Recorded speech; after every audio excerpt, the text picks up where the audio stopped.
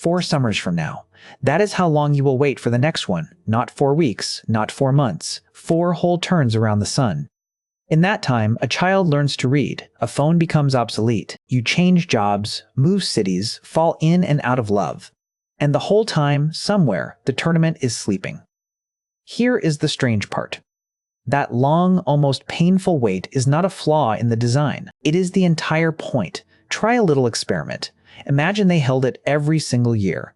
At first you would be thrilled, then it would just become summer. Then it would become background noise, the way a song you love turns into elevator music after the 100th play. When something is always available, your brain quietly decides it does not matter. Scarcity is what tells you to pay attention. So the 4-year gap is doing something sneaky. It is starving you, on purpose, so that when the feast finally arrives, you are ravenous for it. But there is a second reason, and it is far less romantic. Getting in is brutal. Before the tournament you watch even begins, there is a hidden tournament you mostly do not. Hundreds of national teams, across every continent, fighting just for permission to show up. This qualifying gauntlet does not take a weekend. It takes years. Teams play home and away, season after season, slowly clawing their way up tables you will never see, just to earn a single seat at the table you will. You cannot run all of that every year for every country on Earth. The math simply does not fit inside 12 months. The wait is partly just the time it takes to find out who deserves to be there, and then comes the prize for all that patience. The thing itself. The next edition is the largest in the history of the sport. For the first time ever, 48 teams instead of 32. For the first time ever, 3 different countries hosting at once, with matches spread across 16 cities in the United States, Canada, and Mexico. 104 matches. That is not a tournament. That is an invasion of your calendar that lasts more than a month. Stop and feel how big that number is.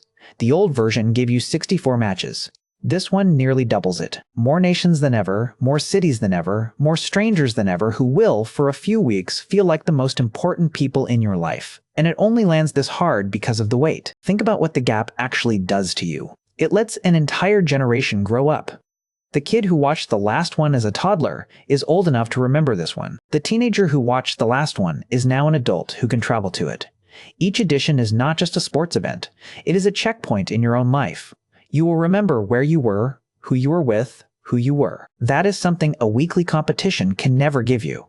You do not build memories around things that are always there. You build them around the rare ones. So the long wait is not the tournament making you suffer. It is the tournament making itself unforgettable. 4 years of hunger, years of qualifying just to be allowed in, all of it pouring into one impossible summer that arrives, burns bright, and vanishes again. The distance between them is exactly what makes each one feel like the only one. The wait is not the price you pay for the tournament. The wait is the tournament. Now you know.